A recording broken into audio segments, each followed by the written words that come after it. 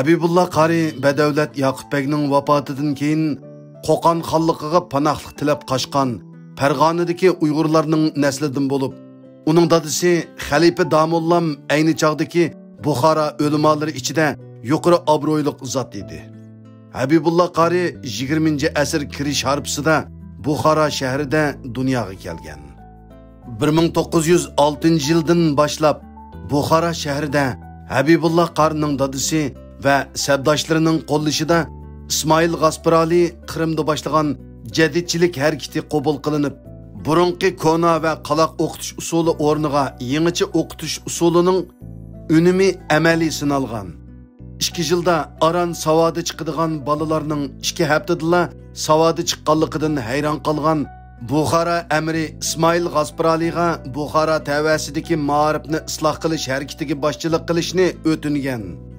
Habibullah Qari o'z davridagi har turli siyosiy o'zgarishlar natijasida qo'lga kelgan fursatlardan unumlik va to'liq foydalanib 1914-yilgacha ham qadimcha ham jadidcha diniy ma'rif usulida pishiq tarbiyalanib, otasining izini bosqidek yaramliq diniy ulamo bo'lib yetishgan. O'z xalqi uchun amaliy ish qilish bosqichiga kelgan Habibullah Qari texi o'z vazifasini boshlamay turibla 1920-yili 27-aprel Lenin Bakuni qurolliq ishg'ol qilgandan keyinla 3 oydak urushga tayyorlik qilib, Sovet Qizil armiyasini Buxoro xonligiga umumiy hujum qilishga buyurgan. Natijada poytaxt Buxoro 3 kunlik qattiq bombardimanda vayron bo'lib, shu yili 1-sentabr shahar qo'ldan ketgan. Oqibat Buxoro amiri Molla Muhammad Olimxon Afg'onistonga qochib ketgan. Bu chaqda Habibullah Qari otasidan ayrilib qolgan bo'lib, u bu qitimqi Afg'oniston ko'chishiga qatnashmagan.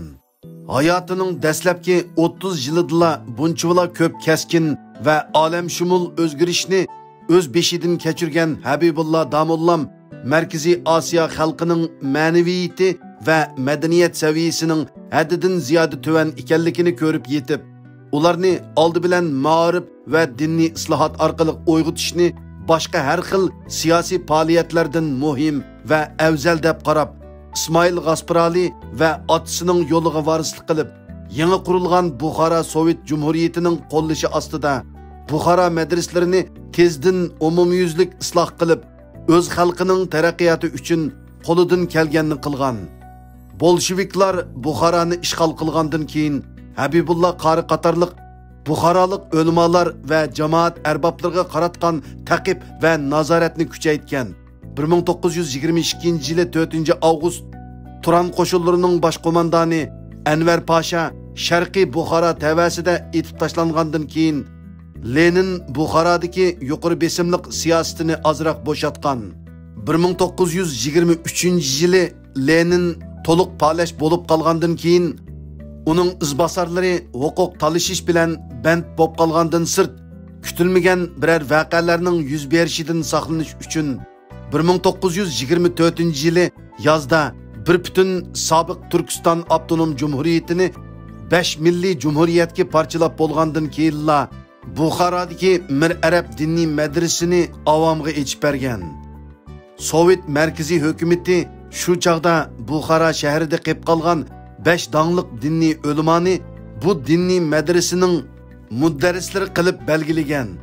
Ular ichidagi biri dal Habibullah Damollam edi. Damollah unvoni Buxoroda o'qish bitirgan diniy zotlar oladigan eng yuqori unvon bo'lib, Habibullah Damollam Mir Arab madrasasiga o'qituvchi bo'lgandan keyin shayx deb atalgan. Biroq 1956-yili Xroshov Buxorodagi eng oxirgi qadimiy madrasa Mir Arab diniy maktabini taqqigan. Shayx Habibullah 1924-yildan 1929-yilgacha bo'lgan 5 yil ichida Buxoro amiri va burunqi diniy zotlar amalga oshira olmagan islohotni asosan to'liq va utuqliq tamomlab olgan. 1929-yili Sovet markaziy hukumati Markaziy Osiyodagi musulmon xalqqa qarshi turli qattiq siyosatlarni yo'lga qo'yib, xohlagancha tutqun qilish va untinsiz yo'qotib etish qilmishlari orqali avomning g'azabini qo'zg'agan. Oqibat bir qitimliq cho'ng qo'zg'olon ko'tarilib, shu yili Qashqar va Afg'onistonga chekingan Markaziy Osiyo qurolliqlari pat-pat chegaradan o'tib bolsheviklarga zarba bergan.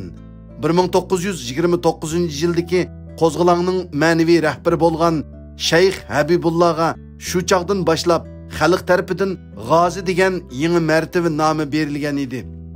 Shayx Habibullah G'ozi 1933-yili yozda Afg'onistonning Qunduz viloyatida yerlik qarindoshlarga oqsoqol bo'lib, davomliq oqartish harakati bilan shug'ullangan. Habibullah G'ozi Stalin o'lgandan keyin oshkora salohiyati bilan maydonga chiqib, 1957-yili haj qilg'ash Xitoy va Sovet ishg'oliyatidagi qarindoshlari bilan didorlashmoqchi bo'lgan.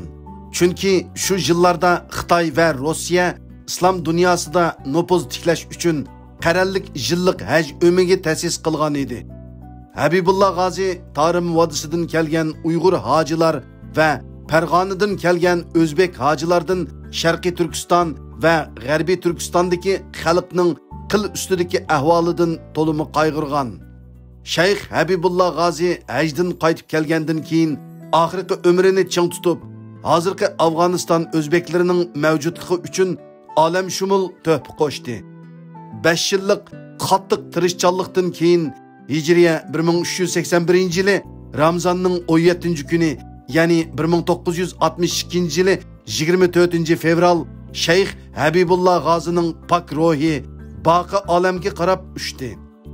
Biroq u bizga burun Janubiy Turkiston deb atalgan hozirgi Shimoliy Afg'onistonda milliy mavjudligini saqlab kelayotgan bir parchamizni qoldirib ketdi. Shayx Habibullah G'ozining birdan bir omroq va orzuliq o'g'li Shayx Asadullah 1962-yildan boshlab dadasining yo'liga varislik qilib, xalqni yetaklash va o'qitish bilan mashg'ul bo'lgan. 1973-yili Afg'oniston shohining yaqin tuqquni Davud siyosiy o'zgarish qo'zg'ab, Zoir shohni og'dirgandan keyin Afg'oniston vaziyati izchil davolg'ib turgan. Sobiq Sovet ittifoqimi bu fursatdan obdan foydalanib, Afg'onistonda kommunizm ideyasidagi bir hokimiyatni taxtga chiqargan. Keyincha shularni qo'g'dash bahonasida 1979-yili 27-dekabr Afg'onistonga tajovuz qilgan. O'rislarning KGB organi bu qitim ilgari Sovet ittifoqi bilan dushmanlashgan barliq kishilarning urug' avlodlarini to'liq yo'qotishni nishon qilgan bo'lib, ularning qora niyatini sezib qolgan Shayx Asadullah 1982-yili Sovet Qizil armiyasining Qandaharga qo'zg'agan hujumidan sal ilgari Peshovarga ketish uchun yo'lga chiqqan.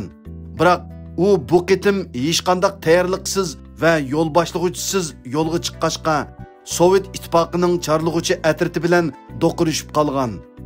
Taslim bo'lishdan o'limni afzal ko'rdigan Asadullah tavakkulchilik bilan Peshovar bilan Afg'onistonni ayirib turadigan cho'ng qumliq ichiga kirib ketgan. Uni qo'g'lab kelgan Sovet askarlari ezib kelishdan qo'rqib qaytib ketgan. Biroq baxtga qarshi Shayx Asadullah qumliq ichida adishib kelib, qattiq ussuzlik va horg'inlik tufayli shu yili yozda cho'lda qazo qilgan. Uning jasadini shu yerdagi podsholarning o'z davasiga dafn qilganligi ilgari surilmoqda.